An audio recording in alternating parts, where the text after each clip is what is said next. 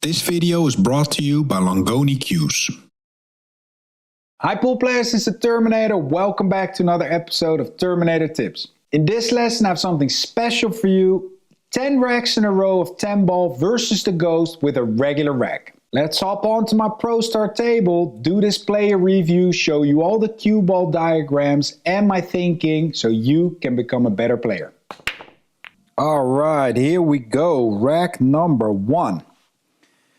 So I did this session like I always do, playing the Ghost without the magic rack. My table breaks pretty tough. I'm never too concerned about getting super tight racks. I always find it challenging and interesting to get maybe a tough situation here or there. Some cluttered balls. Not necessarily clusters, but just a little challenging and interesting situations, not just wide open balls and tap them out. So here my theory of coming into the line of position on that 2, I could have opted to go and not hit the rail, but I believe that with that shot I can take the risk of a skid out. I can let my stroke out a bit more, and I'm playing for a 3-7 combo here. Depending on the angle, I wanted to try and land in such a way that the 3 now just rolls forward a touch like that. Now I have some options to go to the 4, and I choose to go 2 to 3 rails here. Why? Again, because I'm coming into the line of position. I will post a link here in the top for the most important position lesson ever, playing into the line of position. And you saw that I'm coming towards the 4. Had I drawn that ball, or would I have opted for a draw shot there, that could have been a risk of a scratch or under hitting it. I had a bit too much angle on the 4, so now I'm opting to go 1 reel down with a tip of inside, just to take away the risk of getting behind the 8. Like that, you could see the reverse spin take place there. Take effect, I should say. Again, I'm just a bit funky, as you can see from my face. If I draw this ball, I might hit the 8. So I'd rather just stun it over a touch like that. And now I did that on purpose. Now go off the side rail with not full draw, because then I'm drawing towards the 10. A stun shot's not going to get me there. I need stun draw. Again, I've spoken about that many times. I'll post a link also in the description and here in the top. Stun draw is your friend. This is low left. 2 cushions. Off the second cushion, I'm coming into the line of position. Boom. Can't go wrong. That's the first rack on the board. We continue to rack number 2. I'm proving that this is an uncut version. I could skip out the racking, but then you're all going to think like, hey, nice recording. You took the nicest racks you had. But this is uncut. And like I said, I did this session for my Patreon page. So for my students, I wanted to do a lesson on patterns and ball in hand choices also. So I wanted to see if I could do 10 ahead, and I thought it would take, if I would be on fire, it would hopefully take me an hour 15. But I don't believe in highlight reels, so I'll just tell you the real fact. I want to bring into the world how it really works. I started, but I messed up the first 2 games. Then I ran a game, then I messed up another rack. And I felt a little bit time pressured. So I thought, man, I'm on -1 and I've been going at it for 20 minutes. So I'm going to take one swing at it and start over, and that is this block of racks. So I'm not going to say that I'm superhuman, that I put my cue together and ran 10 racks. This is the second attempt, and this is the first time I did this on camera, 10 ahead, 10 balls. So it's not like I've tried this over and over, but that's just the true story of the whole shabam. Here's an interesting one. I could go one reel and play for a combo, but I'm playing this 3 reels and trying to get to the third diamond there by my, by the chalk, just lower of the chalk. Check this out. A lot of spin, go deep on that reel towards that third diamond, a bit too low. I wanted to hit it slightly higher, but that was the shot I played. See, for the 2 on the side, still a lot of work to be done here. The 5 doesn't pass the 7. The 4, 10 I have to play. In this session, I play with the rule, if I make the winning ball, it stays down and I keep shooting. You can also opt to put the ball back. That's up to you. I try to stay fairly close to this rail. Why? Because I need an angle to go off this bottom cushion now and in between the 6 and 8. If I would have hit that harder, I might have been hampered by the 9. I would have been too straight on the 3 where I had to draw it. With this angle here, I can still roll it. One tip of right and all speed control. There, I actually hit that ball about as good as I could. And now it's all about what is the 4 gonna do. I can make this combo. However, I need the 4 to get some action and go towards the 8, but lay under the 8. So the speed on this 4 is critical. I have to slightly stun it there. Again, I was extremely happy with that result. I have an angle. And I got the 4 in the open. I was afraid it was going to go too soft and it would be blocked by the 8 to go in that corner. But I'm not out of the woods yet. Again, I got to hit this with low right, go 2 reels and pass the 9. So the spin there has to do the work. And now it has to slow down. Again, I was very happy with that one. I executed like 4 shots already up to my level, I would say. I was happy. This is 2 reels going into the line of position. But I just have a slight angle as I walk back to it a second time to go towards the side. So I have to... Now I see that. I have to just cheat this pocket slightly. There. I have to just cheat it slightly. I can't hit it too hard because then the draw is going to take effect even later. And I was afraid I could scratch. So therefore, I don't get low enough as I would like to go short reel, side reel, and to the other side reel. Now I'm higher. I have to go with low left and go towards that reel. That's where all the open space is. So I felt personally this was one of the really cool racks in this whole block already in rack 2. I just have an off angle. Again, I have to draw out with the spin, just make the maximum out of the minimum there. I had the wrong angle. And I personally don't like to roll these. I rather stun them with a tip of left spin, some helping English, let the stroke out, and play that shot with a bit more authority. So we got 2 racks under the belt. We're going to rack number 3. I'm just trying to get a good session going in my mind. I'm not thinking at all about 10 in a row. That's for later on when I get to 7 and 8 and I start thinking about it a bit more. And that was also the great experience of this workout. I really felt the pressure in the end because I don't think I've ever done 10 in a row. I've done usually when I play Ghost now, I do it with 15 balls. And I do it where I play 10 racks and I get ball in hand every time. But if I mess up the rack, I get another ball in hand.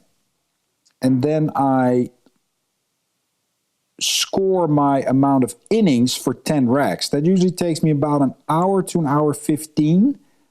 And I've done 4 or 5 innings. That was my record.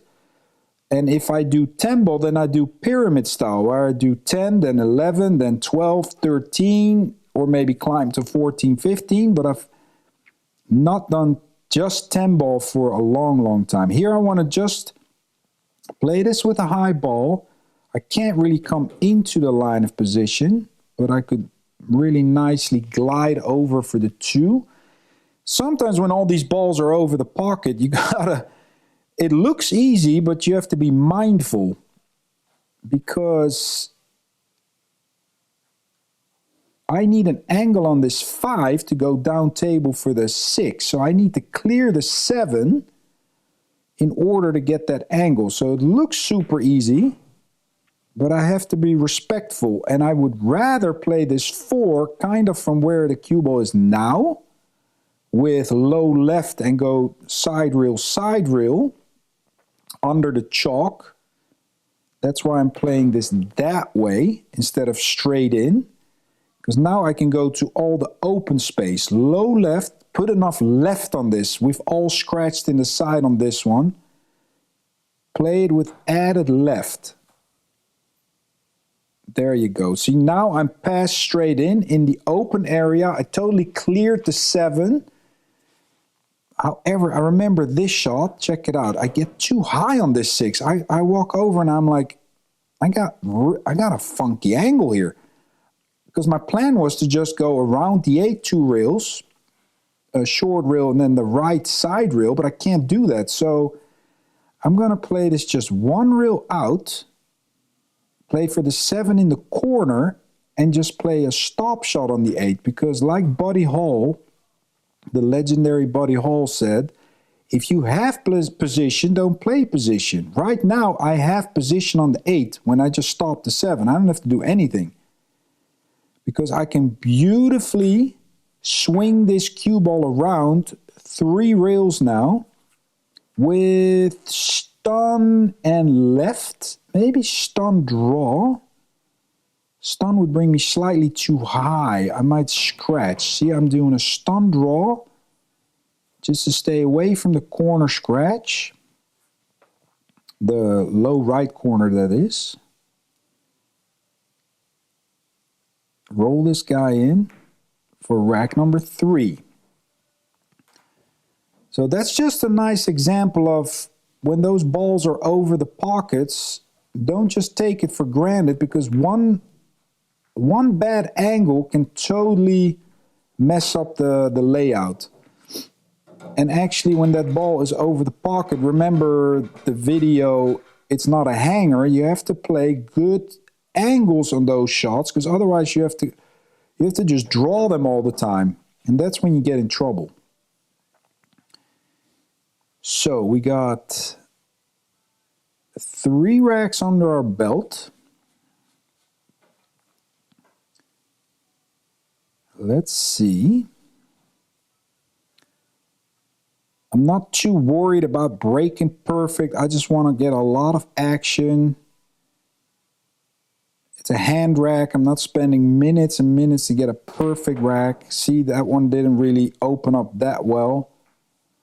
But I sometimes just like that challenge. That's just me personally. I feel I become a better player when I get funkier layouts than when everything's just wide open, which it actually is now, but you get the point. So, again, what are we going to do with this 5? 1, 2, 3, 4 are pretty much connected. I could have actually, looking at it, played a 1-3 combo. Why? Because if then I would have played a stop shot on the 2, I would have had the perfect angle on the 4 already. Now I have to play from the 3 to the 4 and get the angle.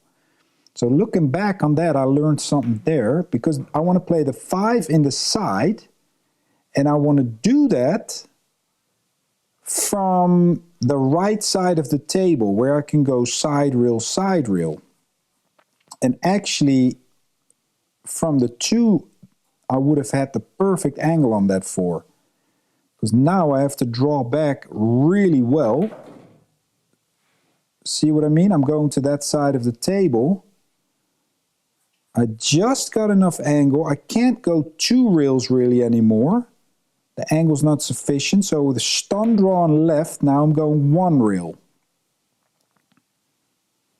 See, if I would have gone 2 rails there, I probably would have ended up frozen on the rail.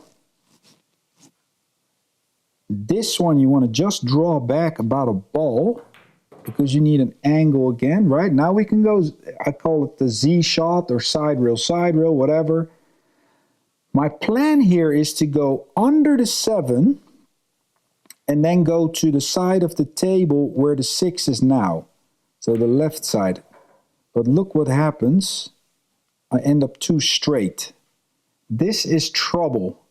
And here's my thought process. First, I'm looking, can I still get down there with left and stun draw? I'm afraid of the side pocket. I'm afraid of the corner. Can I draw it out with low right? Let the spin carry me over to the 10. Then I'm thinking, can I do it with a high ball? Look, I'm going to land with a high ball. I want to go 2 rails, but I'm afraid that the ball is it's gonna break. When you give a lot of topspin, the speed of the ball can actually reduce because of all the topspin. So I'm going back to my plan A. Look what happens here, guys. The spin's going to grab, and this is what I was afraid of. Check this out. I get hooked behind the 10. Now, I could get out my jump cue, but I was lazy. I didn't have my jump cue out. I came back from Team League in Holland. My jumper was still in my case, and I wanted to save time for the video. I said, you know what? I can kick this ball in. A lot of spin. Check out the shot. You got to aim it shorter, but let the spin do the work. How nice is that? Recovery there. And this one with low right, I'm not rolling these balls. I want to hit these low left. With low left, I want to go off the side rail and let the spin, just a tip of spin, help me out. Boom. And I'm back in action. So I forgot that I actually had to kick in 1 ball. And here we go. Let's make this one. We're on 4. So we're keeping it going.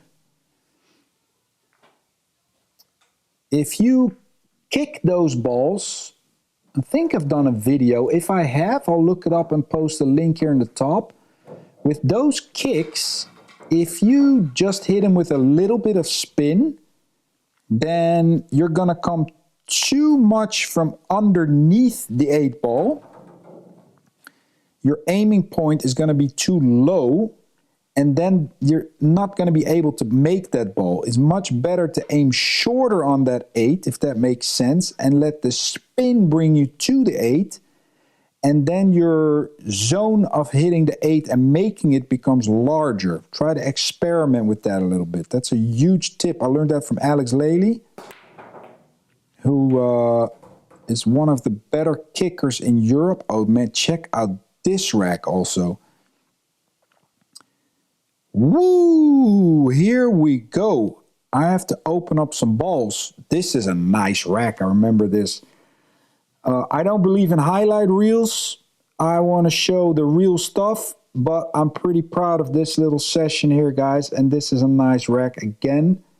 I want to get an angle on the 2 where I can either hit the 7 or the 5. So I'm going to go play this with a roll. Remember my roll, if possible. Remember my rule. If possible, with ball in hand, try to roll it. Can't always do it. I want to roll it past straight in. And I just have enough angle to hit the 7. Now, I can just hit the 7, but then I'm going to have a real tough shot on the 4.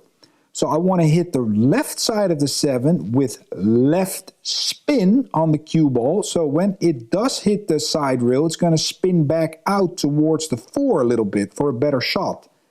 So that's what I'm trying to do. Here's the left, see, but I hit it actually a little too thin. And now I'm like, oh boy. But I can go 2 rails. I can go 2 rails. Don't hit the 7, but off the second rail, hit the 6. That will give me a shot on the 5, and it's going to open up the 6, but I got to hit it perfect. 2 rails, boink. All right, that's nice. Do I have an angle either to draw into the 6 or underneath the 6? I want to draw underneath the 6 and play the 6 in the same pocket as the 5. But just don't get into that ball good enough. Now I'm stuck over the 7. And the trap here is to play this too sweet. To play it too roly-roly. It's better to just go off the side rail and put your best stroke into this guy. There. These are 4-inch pockets. It's no joke. Again, if I go with low left here, I'm coming into the line of position. So don't go off the side rail and play the 8 in the opposite corner. See that? I'm coming into the line all day long. I think a high ball with a tip of left. But see that? There's no left on that. So I get the wrong angle. Not too pleased with that one. Looking back on the screen now, I could draw it over and play the 10 in the same corner. But I want to get a little bit more aggressive and play it this way. Personal preference. I felt there was more room there. Rack number 5. Nice little out there. See, with a regular rack, I mean, you're going to get racks that are just tough. So this is a great challenge. Especially when you're recording it. You know what the toughest thing is, for me at least, when I'm doing the recording for like students or YouTube like this, I start, and I want to do a review later, I start doing the review in my head when I'm shooting the shots. And that's what the main distraction is when I got going here. You start thinking, you're kind of doing the analyzing already when you're playing, and that's not a good place to be in your head. You need to be on performance mode, and that is all like practice and analyzing mode. So I had to switch my mind off and really warm up and play a little bit faster so my intuition would kick in more. And that kind of helped me to get going. See, I get different layouts, reactions all the time. Look at this 3-6 now. And the 4-5. Hallelujah. How are we going to run this rack, guys? We're going to go off the side rail, the left side rail, come into the line of position for the 2. We need a healthy angle, and then we're going to try and go bottom rail, left side rail, and go into the 3-6 with about stun with some right spin. That's hopefully going to give us a shot on the 3, and then we still have to play position on the 4. So here we go. First we're going off the side rail. There. Stun is not going to do it with this angle. That's going to bring us towards the 8. Draw is going to bring us towards the like the 3rd diamond on the right side. Check out the rock around the clock video. That's really what I felt on this shot, because it's almost the same setup. I need stun draw with right spin. And I have to neglect the 8. The 8 feels big. Check that out. Whew. Nice little shot there. Of course, you need a little bit of luck. You never know exactly what's going to happen there. I want to go... No, I have enough angle to go one reel with some right spin. Because the table got a bit more bouncy. So I felt there, the one reel, I'm going to play it into the corner anyway. I hit it slightly too soft. In hindsight, I might have been able to go 2 reels forward. And you can draw this, but then you have to hit it harder. You can also opt for a middle ball with a real smooth stroke and just push the 5 somewhat. Check it out. Then you don't have to blast it so much. There. See, that's just a crisp stroke. Here's another interesting one. I opt to draw all the way to the rail because I need an angle to go to the other side of the table for the 7 anyway. And if I want to hit this like too nice, I was afraid to be behind the 8. See, so I'd rather do this. And now I have a healthy angle anyway. I think that was a smarter play. And now with low left, I can go off the rail. And of course, look what happens. I get exactly the funkiest angle. I get the funkiest angle where if I draw it, I'm going to land frozen on the rail. So how am I going to get to the 9 when I'm frozen on the rail on that 8? So I'm thinking that's not going to work too good. I got to figure out if I can hit this off the rail firm and try to get an angle where I could draw it down, which I did not. So now here's my thought process. I felt if I would stun this ball off the rail, the scratch in the side was big. And I was thinking if I can land somewhere where the cue ball is now, that is good enough. But I don't want to go 2 rails because hitting this with a high ball and some spin with speed, I felt the shot would be harder. I would get too much deflection. So just going 1 reel there makes the pocketing of that ball better. And I have really all that I need here. I can go 2 reels here. This is a big tip. Don't play this 1 reel because you can miss it. Hang it up. I see too many people playing this 1 reel. Let the stroke out. Check it out. It's going towards the 10. And that is just smarter position and accuracy on that ball. So another funky rack on the scoreboard. 6 now. And of course, there's going to come a point where you're going to start thinking, hey, I can just run this entire set out. Normally playing in a headset, for those who don't know that, is you got to get in front of the ghost. So if you would run the first 3 and then miss the next one, you're back on 2. So you need to get 10 ahead. So you can practice 6 ahead, 8 ahead, 10 ahead. You can also just do a race to 10. That's just regular, right? But this is really, the headsets are for stamina. That's putting in the hours of play and taking the mental hits. Remember the new attitude lesson from the mental course, the Terminator College. This is 2 ball. Really attitude, stamina, perseverance. I'll put a link here in the top. You get 12 lessons about attitude for just $20. Jump on that one. Great content. And there's a surprise discount coupon in there as well. So if you want to work on your mental game, that's where you got to go. Terminator College. Because 90% of elite sports is between your ears, and only 10% of that gets maybe worked on. So that's a problem. We got to spend more time practicing our mental skills.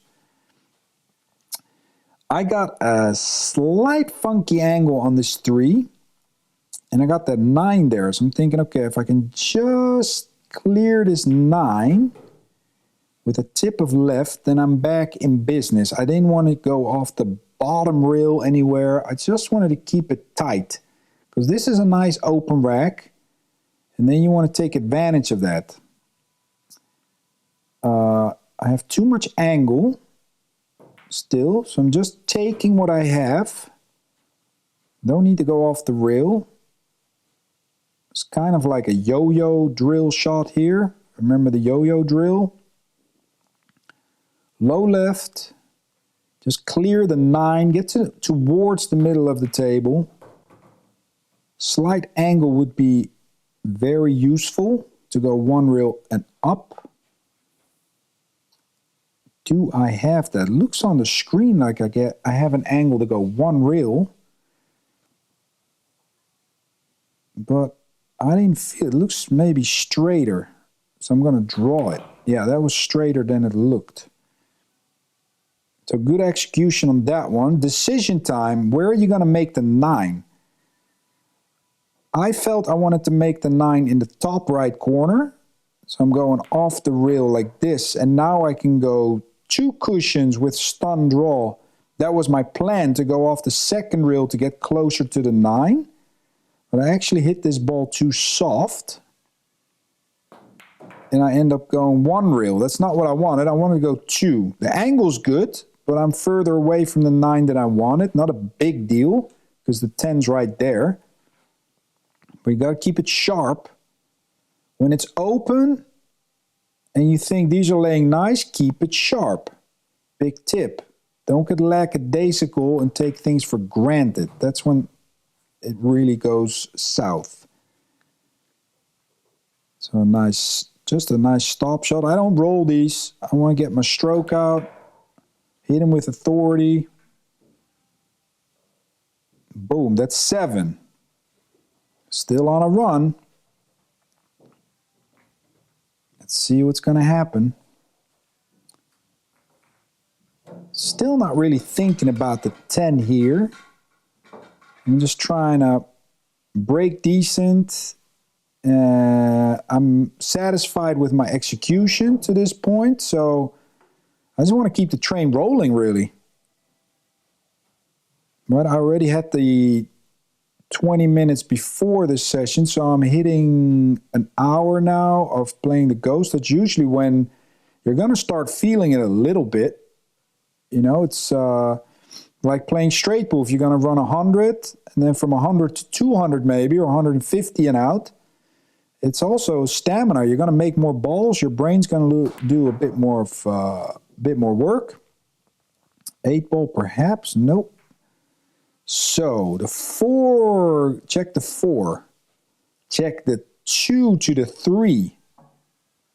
There is, again, nothing easy about this, because how are we going to get to the 4?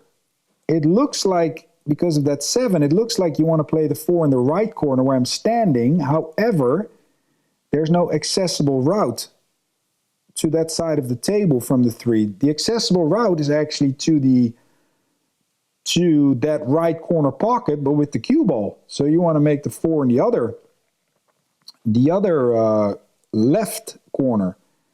So I'm picking my spot on the table. Again, I'm using follow. I'm just picking a spot now where I can roll the 2 in and go towards the middle of the table. From the middle of the table, I want to hit the 3 about 3 to 4 cushions and land under that 7. I'm afraid if I go bottom rail and go close to the 10. Ooh, see how close that was? And if I go close to the 10 now here, I don't want to hit the 10, so that's why I'm going to stun it with spin, and I have to pass the 9. I got to pass the 9 right there and land on the short rail. So this is 1, 2, 3, and perhaps a 4th rail. Again, rock around the clock. Same shot as before. This is a tricky shot. I have to hit it with some speed. And I put a little bit, I get too much bounce. Check it out. Oh, man. This is really the only one where it could have really gone south there. And also the kick on the 8. That got a little bit too much bounce off that second rail because of the humidity.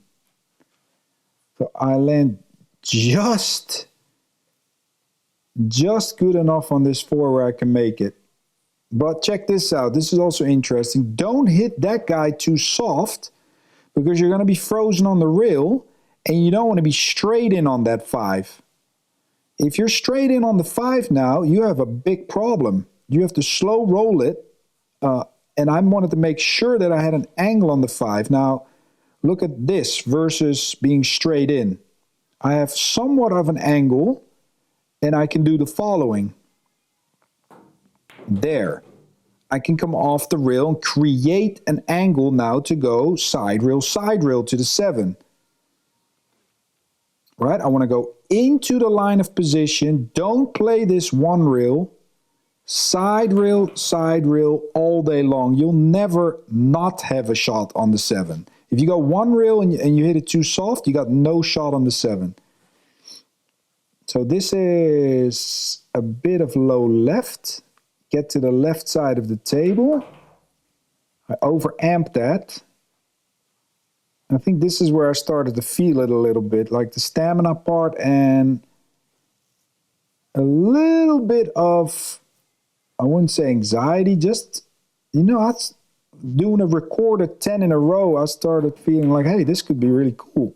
See, I overamped that one.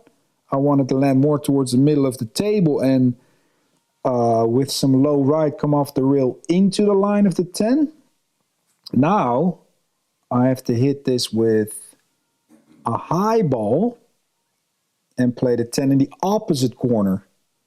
High ball with a bit of right. Don't hit it too hard. Take what the table's giving you. Here we go. See, just accept what's there. Decent, it's not great. I could have hit that with a bit more spin, but I didn't want to take a chance of missing the ball. I just accepted what was there. So yet again, I'm not going to roll these balls. Like if I have half ball shots of that nature, I'm always going out of the corner. Because I don't get a skid. I don't have to roll it. That's just my personal taste. I don't want to roll those final shots, but other players do. There's nothing wrong with that. It's your personal style. Are you a below center ball player or an above center ball player? And that's just your style of play. I'm going to do a video about that also in the near future. We're on 8. And if you like these shirts, these are the Terminator onboard shirts. In various colors. I have them in red, blue, cream, and this gray color. Shoot me a personal message on the socials. I can hook you up. They're extremely comfortable. Check this layout out. See, the work's not over, pool players. I mean, I've had at least 4 racks where I've had to work my butt off.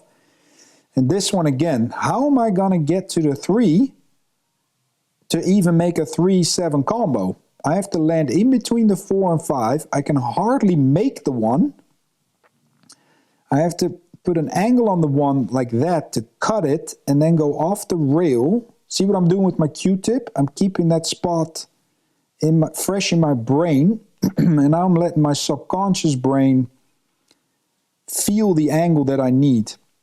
Also keep in mind, when you're playing this with follow, you're going to get a little delay before the follow grabs, and that can affect your angle. If you give yourself too much angle, you're going to be hooked behind the 4. I've known that from grabbing the hot stove over the years. You have to put it straighter than you think. I just got there. That was a tough shot. I remember that. I really didn't like that shot. And now I have to play D7 here. I believe I'm going to play this with a drag stroke, drag shot, to beat the roll of any table. Let's see. It should start drawing and then rolling. Yeah, that was kind of a drag shot. I'm going to put the link here in the top. That's so powerful. That was the video from 2 weeks ago.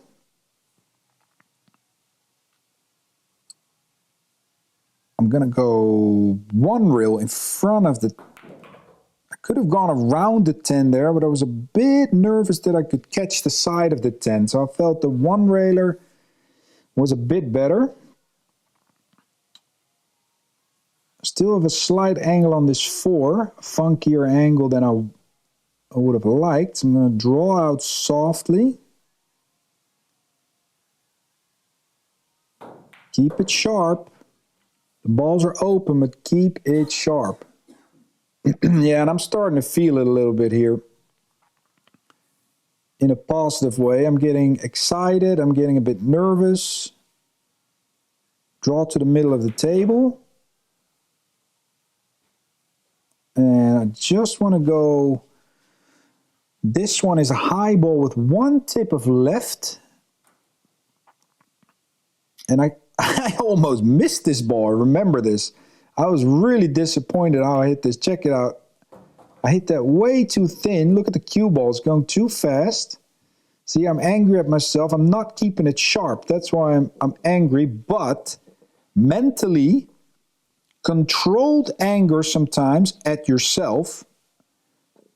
Some controlled anger where it gets you pumped up and you don't pick a fight with anybody, but just with yourself, like, come on now, or whatever, right? That can help you to break free.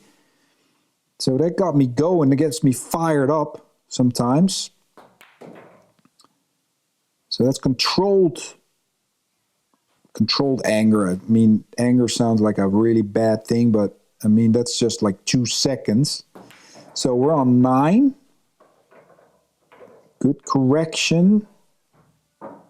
Felt the 1 to the 3 and then the 3-7 combo were the highlights of that rack. Now I'm on 9. Of course I'm nervous. And I'm getting distracted in my mind again. I'm like, okay, what am I going to do in this workout, recorded workout, if I mess up this rack? Am I going to still try and finish or stop the recording? So I'm getting distracted. So mentally, for you inspired mental athletes from the Mental Edge for Competitive Pool Players course, the big flagship course, focus. Mentally, it's about regrouping, take a breath, focus on the moment, and get back to controlling the controllables, right? That's also from the attitude lesson. What can I actually control? I can control a good hit on my break. I got no guarantees. Scratch doesn't matter because you get ball in hand anyway. Now I can control my cue ball. I can control my breathing, shot selection. This one's funky because there's three options here. I can go 1 reel towards the 2. There's a risk of getting behind the 5. I can go 3 reels under the 10, side reel, bottom reel, side reel. or I can go stun it 2 rails, side rail, side rail. I felt with the stun, I was a bit afraid of coming too low on the 2. The 3 railer, I felt the 3 was just in a way of getting the right angle with ball in hand, like the setup. So I'm opting to go 1 rail, but I'm slightly nervous. And the table's getting bouncier by the rack. So check this out. I'm like, what is going on with that shot? I didn't like that at all. Bouncy table, that happens. Try to make the correction every shot. Try to keep it a little bit better with every inning. So, with low left here, I can come off the side rail and try to get either straight in on the 3 or a bit harder where I can roll it in the side. Stay down on this ball, low left, nothing easy about this one. Hit that crisp. See the bounce? Hit it real good. And I just want to lag this in and get to the bottom rail. That way I can go towards the middle of the table with a bit of spin on the 4. But see the bounce there?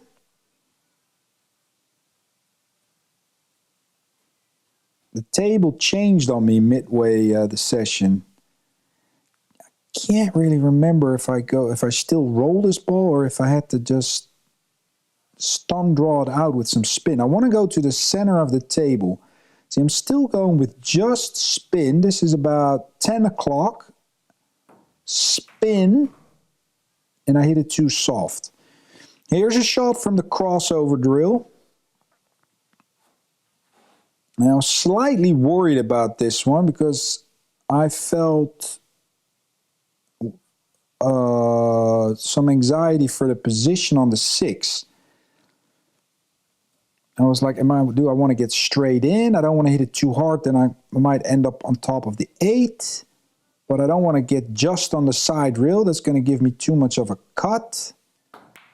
So I have to hit it crisp like that. That was a nice stroke. I was happy with that one.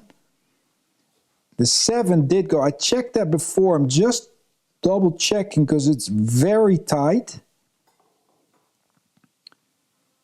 And I have a small angle on this 6 the wrong way. So I opt to go for a top spin shot with the slightest of left spin. Otherwise I'm frozen on the rail.